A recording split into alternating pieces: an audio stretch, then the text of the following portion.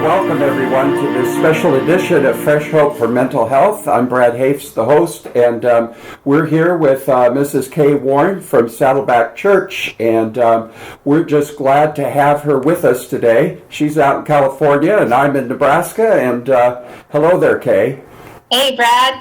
Nice to talk to you today. Yeah, it's nice to talk to you and see you from afar, right? Yeah, we have a little rain today. I'm looking out my window. You guys, are you still frozen? No. We got a beautiful day here, and yeah, we're enjoying the weather. And I've got all four of my grandchildren are going to be with us tonight, and so we got the kids.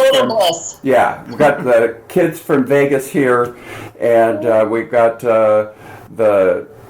just everybody coming together. And tomorrow we're going through Grandpa and Grandma's stuff in their house because they moved to a 800-foot square apartment. So now everybody gets to go through the doilies and things that they might want. The treasures they will find. Yeah. Well, we found some treasures, let me tell you. My sister and I have been a little scared about some of the stuff we found. So, well, listen, we're really grateful that you're going to spend a little time with us. And I know that the whole thing of mental health is close to your heart. And certainly you guys have really helped us, those of us who suffer from a mental health diagnosis, and helping the church at large really look at the idea that mental illness is real and that there's something that can be done about it, and that those of us who have it can live well in spite of having it. And tell me, where do you think the church is at these days with that as a whole? Do you have a sense? I feel like there's a new wind blowing through the church. I think that, unfortunately, sometimes it takes very visible the deaths of some people. I think our son's death. I think the death of Robin Williams. Yes. I think that those, as sad as that is, it has allowed some conversations to happen around mental illness. Several other pastors, well-known pastors, have lost their children in the last few years, or they themselves have died. And it's kind of opened up some conversations to people who might not have been as willing to talk about mental illness and what the church can do. So I'm actually quite optimistic about what I think the faith community is expanding and growing and ready to start thinking about. Yeah, because it makes a big difference when the faith community is willing to partner with the mental health community or the medical community. It just makes a big difference. I know the research shows that those of us who have a mental health diagnosis with faith is involved, we actually do better and we stay better longer. Yeah, absolutely. So now, as you guys have had this conference for the last several years, I think you've done two, right? And the first one, you called it the mental health in the church, right?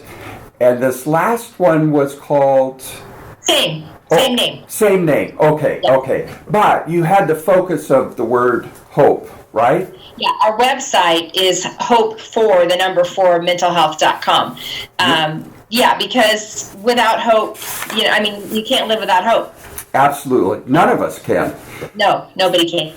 It's become these two conferences were designed to reach into the faith community, to say that mental illness, you alluded to it in your opening statement, that mental illness is common, it's real, and it's treatable. And to get that message out to the faith community, to pastors, priests, rabbis, everybody. Mental illness is a human condition. It doesn't belong to any certain group of people. So anybody in the faith community can make a huge difference when they're willing to start talking about it and address it. So that was the goal was to equip pastors and church leaders and to bring hope to people who themselves are living with mental illness or their families, and to even talk to mental health professionals who might or might not have a faith of their own, but certainly some of their patients and clients will, and to inform them of how they can bring the faith of their client into the practice, because as you said, when people have a strong faith, they do better, and they do better longer. So our conference was both pastors, church leaders, people living with mental illness and their families, and to help mental health professionals integrate faith into their practice. Absolutely. Well, I just know that it's helped the church at large, and I really appreciate what you and Rick have been willing to do as far as really stepping up to the plate and challenging the church, because for a long time, I think there's been no theology to build. For some reason, we've made the brain something it is not, and that it's spiritual. And I always say, my mind is what my brain does, and my brain is no more spiritual than my colon or any other part of my body. And I quote you on that. Yes, you may. and my brain is just as subject to difficulties and brokenness as the rest of my body is. And yet we understand that about the whole body except for the brain many times. Yeah. And I can't be in my right mind if my brain's not functioning correctly. Yeah, absolutely. We talk about how we're whole people. We're body, mind, and soul, and we need help in every area. I need help in my body, and my brain is part of my body. I need help with my emotions, and I need help with my spirit. The part of me that is spiritual and will last forever and communes with God. And I think there've been some misperceptions along the way in the church. Actually, the church has a pretty tragic history in some ways through the hundreds of years of treating people with mental illness. I think Jesus' example was such an example of grace and treating people as whole people. And if we look to Jesus and see how he treated people who were ill, whether that was with their body or with their spirit or their emotions, then we know how we need to respond. But somewhere along the line that got a little lost, and there was this misperception that if you struggled with a mental illness, that you needed that it was all spiritual, and like you said, and that you could fix it if you memorized more verses or attended more weekly meetings at church or just confessed your sin or had more faith or fill in the blank, any number of things, and that attitude has gone on for a really long time. It certainly has. And then I think when there was the rise of secular psychology and psychiatry in the late 1800s and into the 20th century, now the 21st, I think people who really were people of faith saw this secular mindset that said that there's nothing to do with the spirit, and this has nothing to do with God, and so then they kind of the believers hunkered down over here in their little corner saying, no, it's just the Bible, and the folks over here in the secular community go, no, it's all science, and that's a false that's a straw man. That's a false dichotomy that doesn't have to be there. We need good theology and we need good science. And when the two go together, it's clear that we're whole people. And as you said, our brain is another part of our body that can break or not function right. Yeah, and cause all kinds of behaviors that wouldn't necessarily, if somebody was in their right mind, they wouldn't necessarily be behaviors. Now, that doesn't make me not responsible for what I do when my brain's not working properly, but it's not an excuse, but it is a reason. And sometimes I'm going to sneeze. Yeah, sure. Now that I said that, of course, I don't have to sneeze. It'll come out. Well, I like it. If I could quote you on that, then it will be even Steven, right? That's my profound comment for the day. But I think about people who have severe mental handicaps. Their brain does not function. They have learning disabilities, all these kinds of things. Or people with Tourette's syndrome that might say something or bad things come out of their mouths. I've had that in worship where a woman just would say things that were totally inappropriate, but everybody understood, and they had compassion, and they understood her brain didn't function, and yet there could be in the very same row someone else who was experiencing depression or had a manic episode, and people judged them differently. And it was very difficult for me sometimes because it's kind of an blind side that we have, or we're blind. Don't you think it's a combination of ignorance?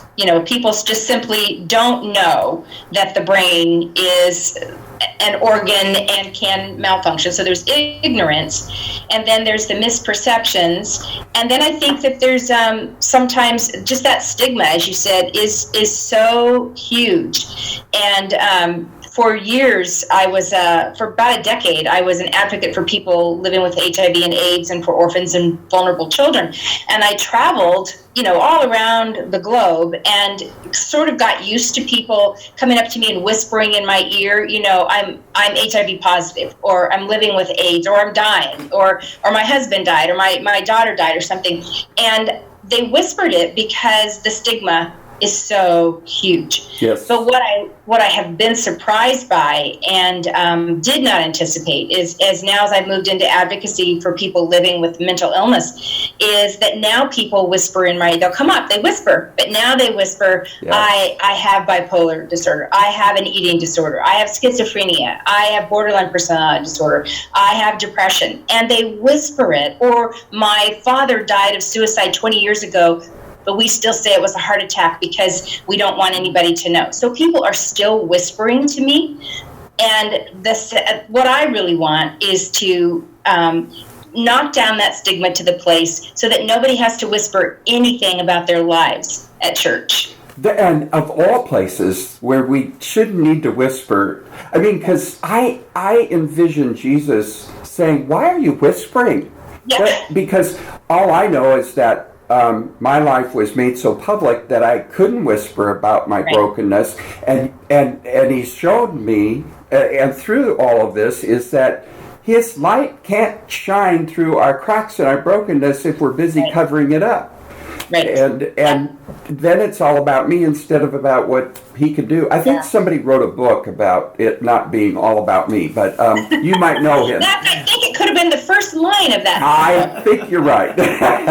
Let's talk just a little bit about hope, just the whole concept of hope. What have you discovered, or what are some of your thoughts in regards to hope in a broad sense, and then hope in the narrow sense of the hope that we have in Christ? I'd just like to hear your thoughts on that.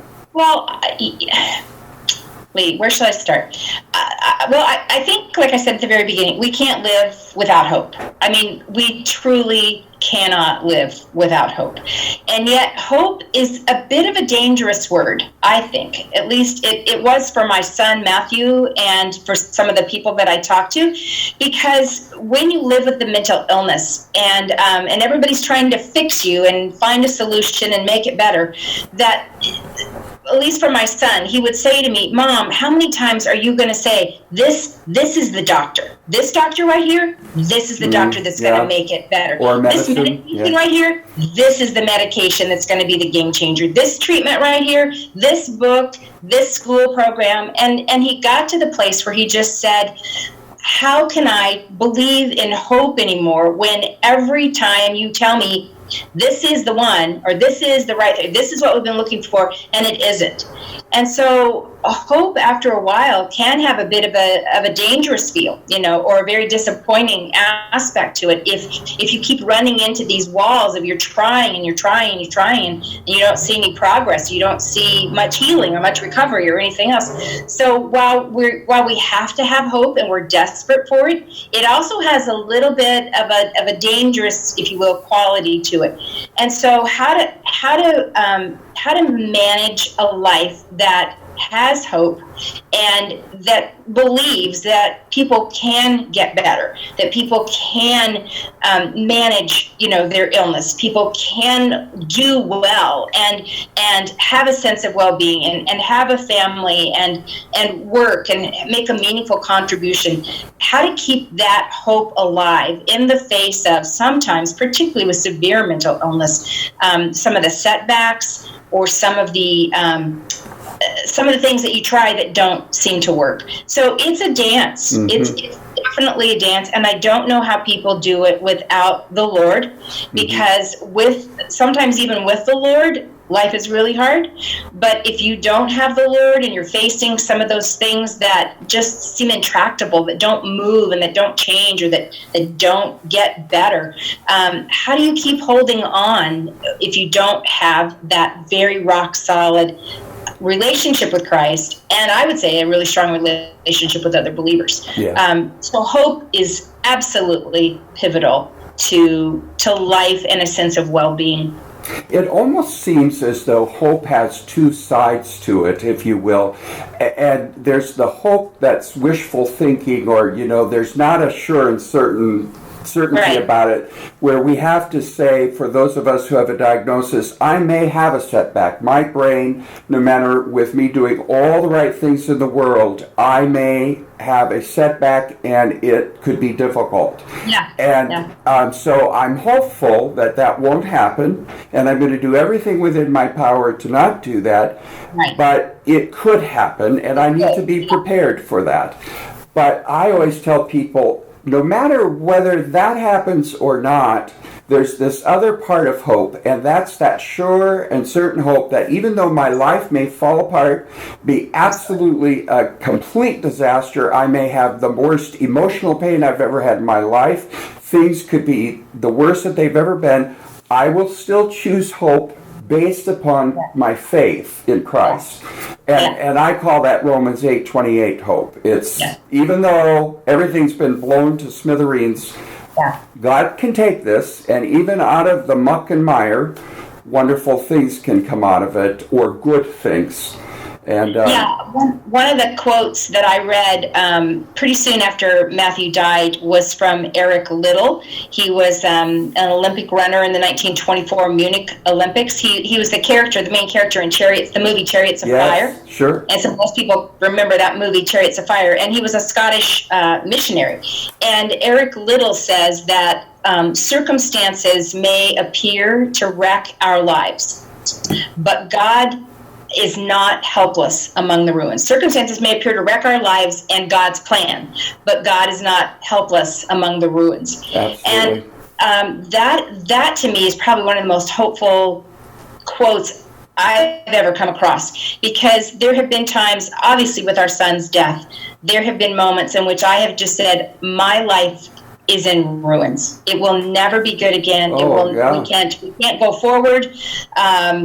It's just ruined. These circumstances have wrecked our lives. And I have and I'm sure you just from what I know of your story, Brad, there had to be some moments in which you said, my life is completely and utterly ruined. I could honestly tell you that there were days where I didn't see what purpose there was to go on, because I absolutely knew that the best was behind me and there could be nothing good ahead. Nothing good. And for this quote then, which I think dovetails with Romans 8:28, is that circumstances may appear to wreck our lives and God's plan, but God isn't helpless among the ruins. And so in the ruins of your life, God has rebuilt you and your family and given you a ministry different than you ever imagined, and broader and deeper and more beautiful. And in the ruins of our son's death, God is in the process of rebuilding our lives, and I only can see a taste of it. It's just been 3 years, and to me that's like a blink of the eye. But I'm watching God work out his plan of love even in what I would consider ruins. And Ezekiel 36 and 37 have been such beautiful reminders to me of how God says, you know how your city has been leveled and the walls are down and everything is a mess and ruined, and God just says over and over, I am a rebuilder. I will rebuild the walls. There will be cattle on the field, in the fields again. These cities will be populated. What has been ruined, I will rebuild. And so for anybody, for me, for you, for anybody listening, your life may feel like it is in absolute ruins and the circumstances wrecked, but God is not helpless in your ruins, and He can and will rebuild. Absolutely. And and now I'm from Nebraska. We have good food, nice people, no God-made lakes, no mountains, no ocean. So we have a football team that we have to depend on to give us entertainment and be social. And usually we hope that they win. And it's wishful thinking hope. It's not sure and certain hope ever. That's right. And the last few years have definitely been only wishful thinking. Have tested your hope. Yes. And we're not even sure we can say that word anymore here. But I always say it's as though they're playing a horrible second and third quarter, but you know that they win, so you watch the game totally different. And I don't think that separates us from our pain in life, but I know how this ends, and I know who wins, and I know that He can take, and I sometimes I've taken people and said to them, I want you to know my story in detail so that you understand what God can do in spite of how horrible it all appears to be.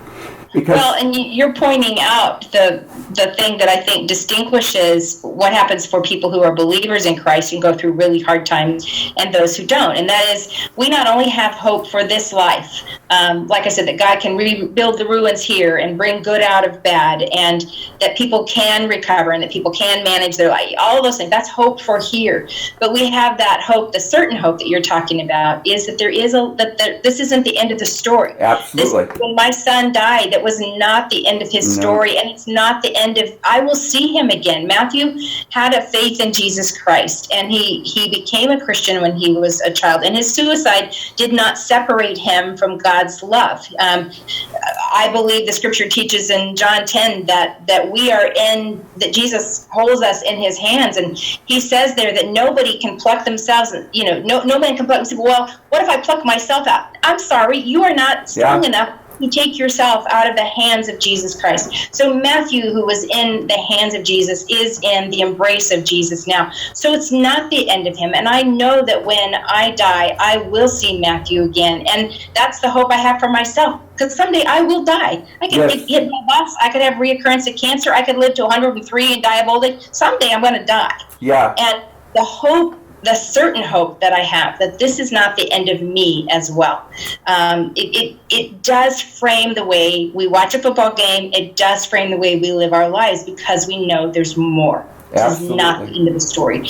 And that is a hope for both this life and the life that is to come. Absolutely. And I want to encourage anybody who's watching or listening. There's a group of you right now that are listening to us live, and there'll be many more that listen to us later. Folks, let me tell you, there is hope, sure and certain in the end.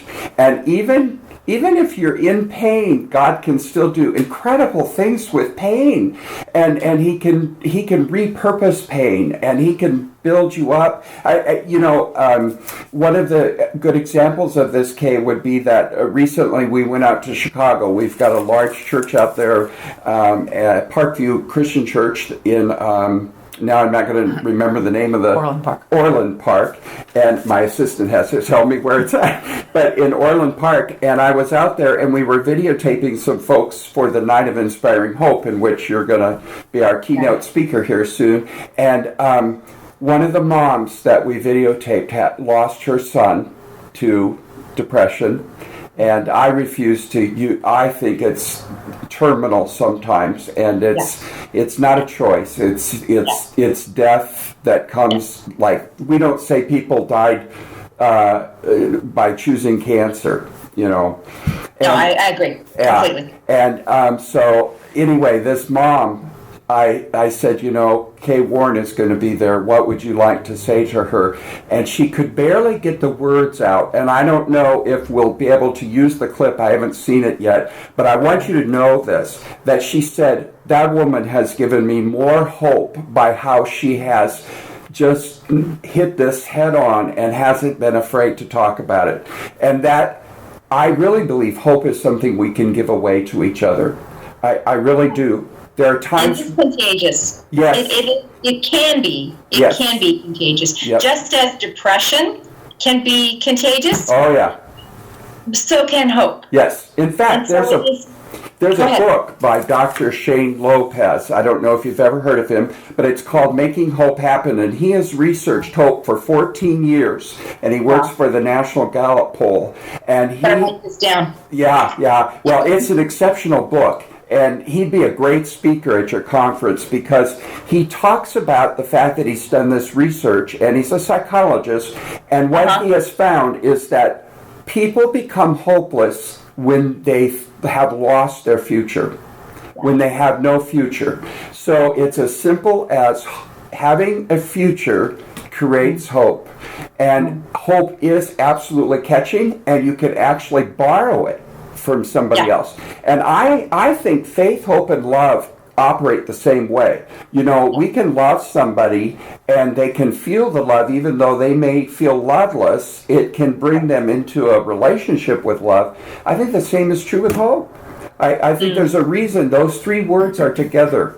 Together, yeah. But anyway, I want you to know that this mom, That's really cool. the hope that you have poured into her, and the courage for her to become an advocate and going around to schools in the Chicago area talking to teenagers about suicide. Yes, And I'm really glad. yeah, That's to me the rebuilding, and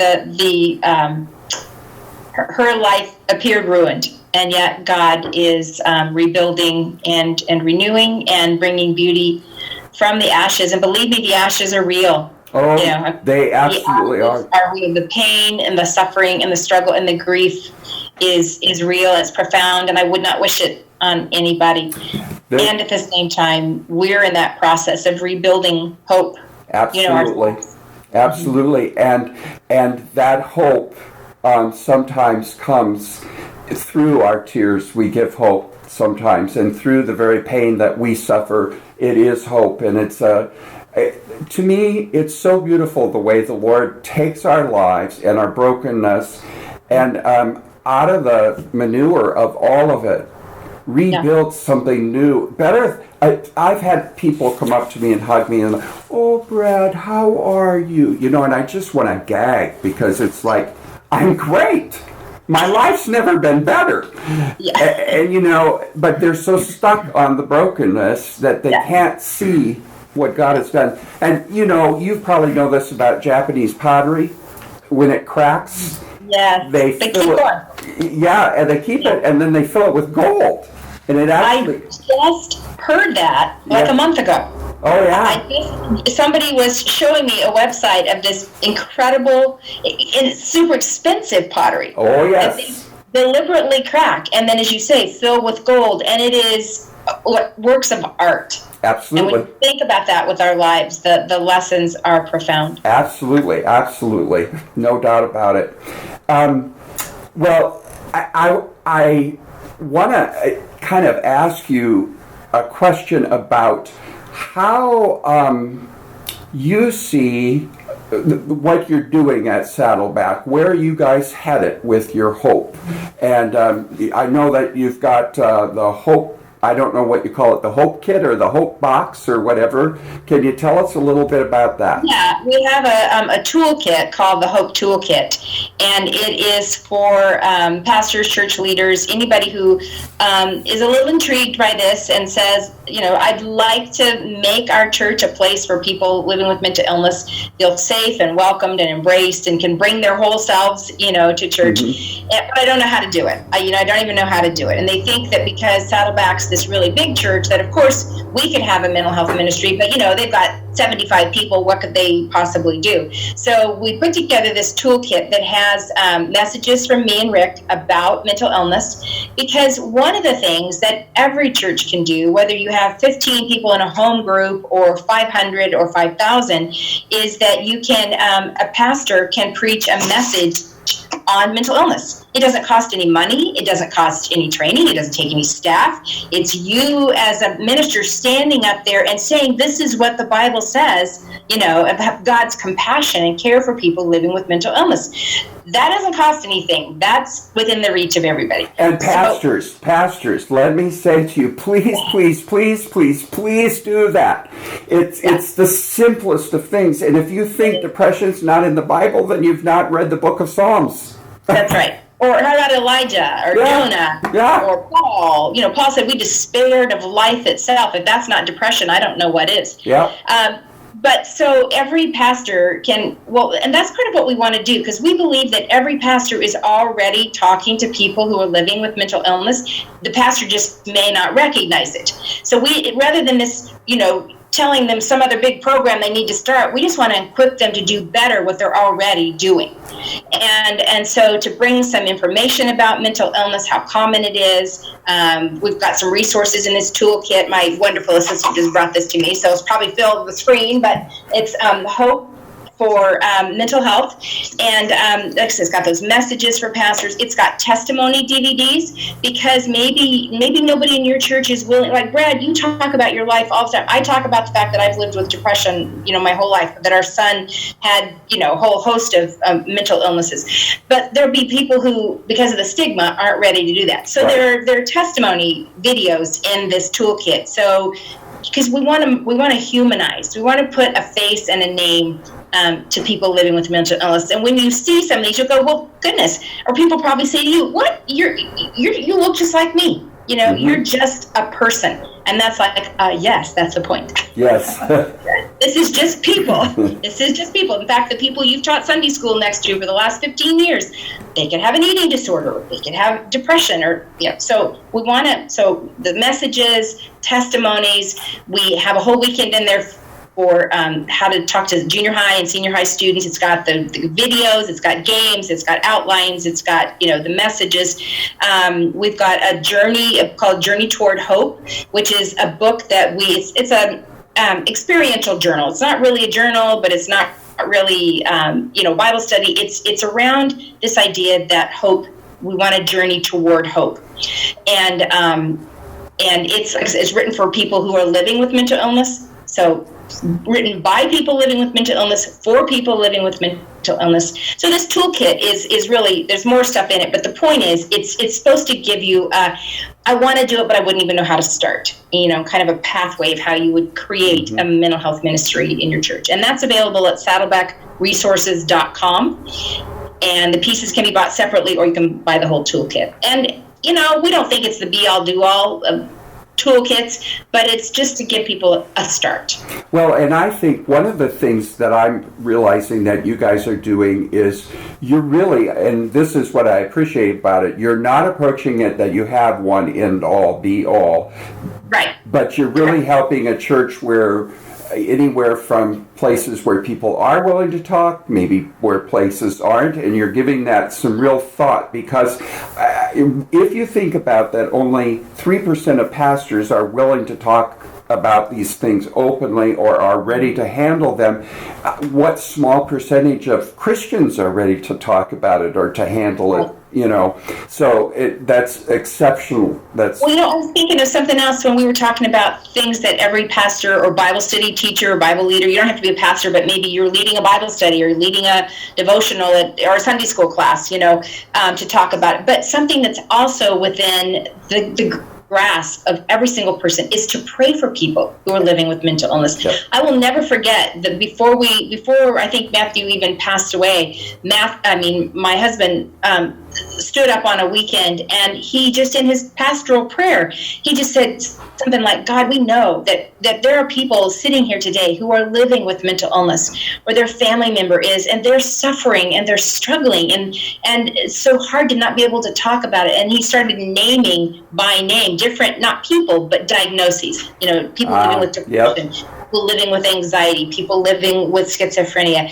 And the people who came up afterwards with tears in their eyes and said, thank you so much for mentioning this in church. So such a simple, tiny thing that you don't need to be equipped to do. It's just entering into the pain of other people and voicing it and saying, hey, folks, this is real. It exists, and it's here, and it's us.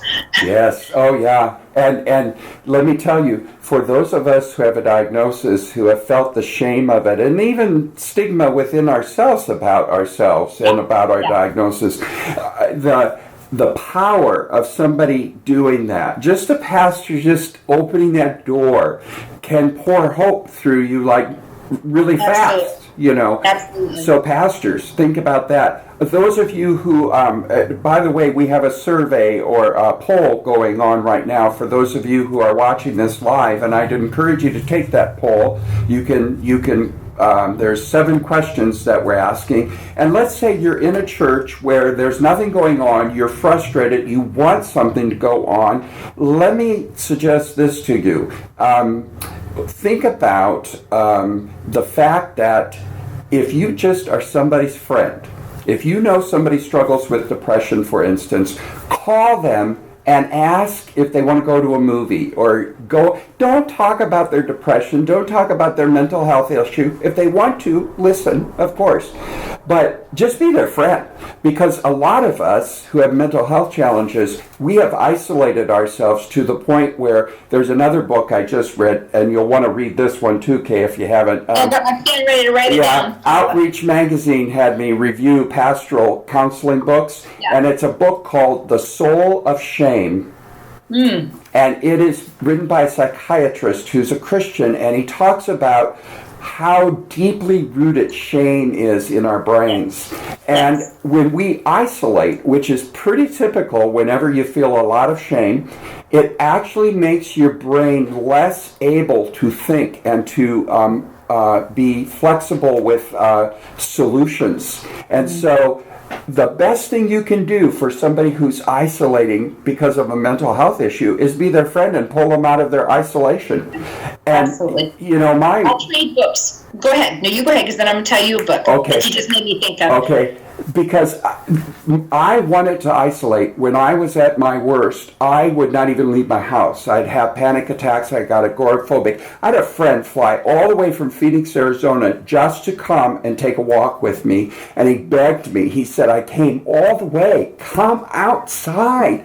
And I could only last about 3 blocks. But my wife would say to me, we're going for ice cream today. You don't get to choose whether you're going or not. You're going with me. The only thing you can choose is which Dairy Queen we're going to go to. And I mean, she was... And you're putting her of ice cream, that's it. Yeah, she hasn't said that to me lately. I really wish she'd take me. But by the way, I've lost 60 pounds since I've been out there. So I can tell. Just look at your face. I can tell. Good for you. All I wanted to do is say, when I was out there talking and I could see myself on those huge screens, I wanted to say, oh my gosh, I'm huge. And then I wanted to say, I have bald spots in my head. Those high definition screens are not kind. No, that's not for sissies. You have to... No, I just have to put it out of my mind. Yeah. Well, 2 things that what you said made me think of. A book that I would highly recommend, especially for pastors or church leaders, is called Resurrecting the Person by John Swinton. And that goes back to what you were saying about, if you know somebody's struggling, you don't have to necessarily talk about their illness, just be with them, because the isolation is so profound and the shame. And Swinton talks about that what every single one of us crave is to be cherished, to be loved, and to be radically accepted and friended. We don't want to be somebody's project. We don't want people trying to fix us. We don't want to know that people are showing interest in us out of a duty, but that they love us and they want us to be friends. They want to be friends. And he talks about how that's what God did with us, that we were going our own way. We didn't have anything in common with God, and yet Romans 5:8 says that he came, and while we were still, in our shame and sin, he friended us. John 15:15, Jesus said, I call you friends. Mm-hmm. And when I've meditated on that has just kind of rocked my world, because when I think that, we talk about friending people. Would you friend me on Facebook? Would you friend me on, you're my friend on Twitter or Instagram or whatever. But to know that the God of the universe friended us when we were completely unlikable and not anywhere near him, and that he expects us to do that for each other. I mean, our definition of friendship, Swinton says, particularly in the West, is about this deep. Mm-hmm. It's like based on, you like Nebraska Cornhuskers? I like Nebraska Cornhuskers. Right. Or you seem like a nice guy, so we could maybe be friends. That won't carry you through when life pulls the rug out from underneath you. We've got to have friendship that's much deeper than that. And that is what the Church of Jesus Christ can offer, is that kind of radical friendship acceptance that will take somebody out to a movie, not because they're your project, because you want to be a friend. Absolutely. Who will invite somebody over to your house and have dinner, with your family, who gives that call that says, hey, how you doing today? That in itself, I think, could change the level of loneliness that most of us, if we would be honest enough, would admit we live with.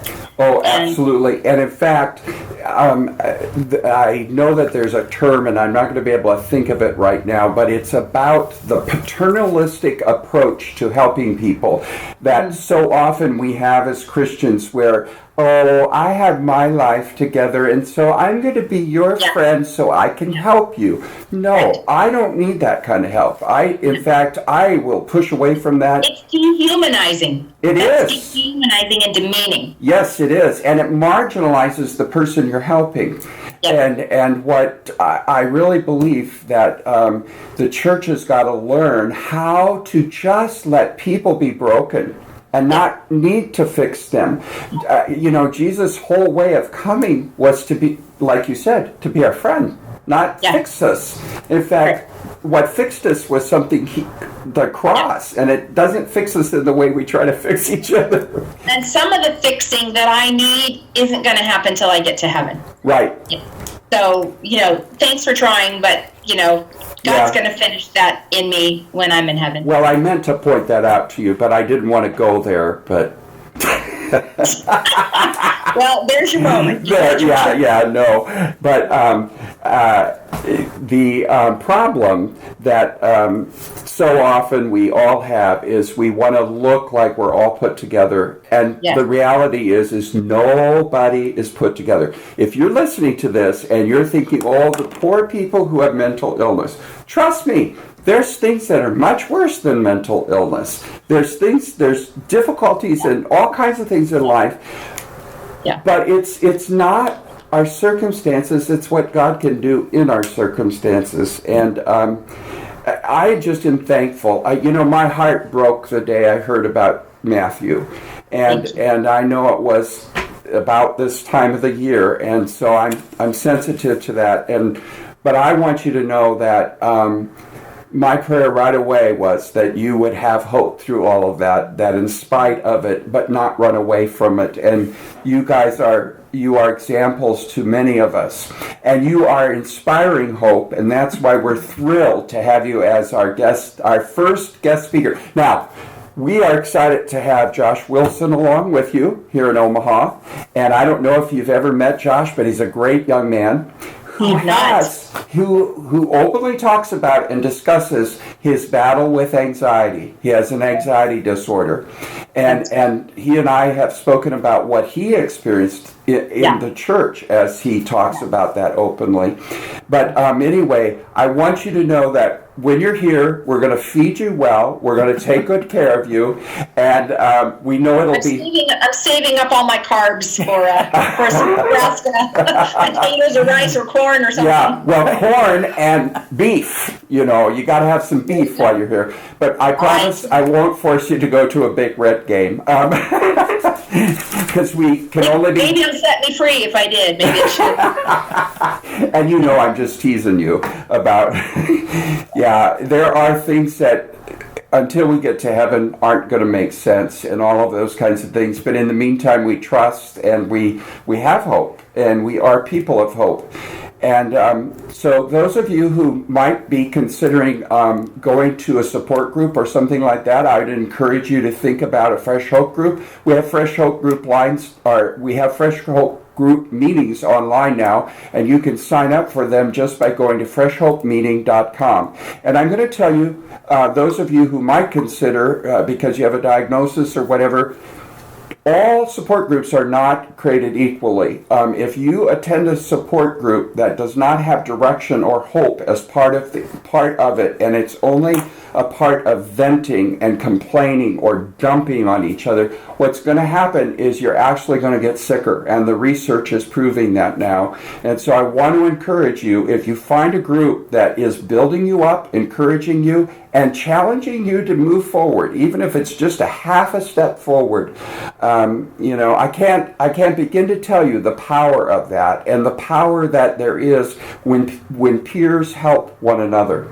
So consider attending a group online, or there's Grace Alliance groups where Christ is going to be the center, where Jesus is going to be the center of it. There's all kinds of other support groups out there, and but the support that we can give to one another is really important. It actually, people who attend support group meetings do better, stay better, and are more open about their own diagnosis usually.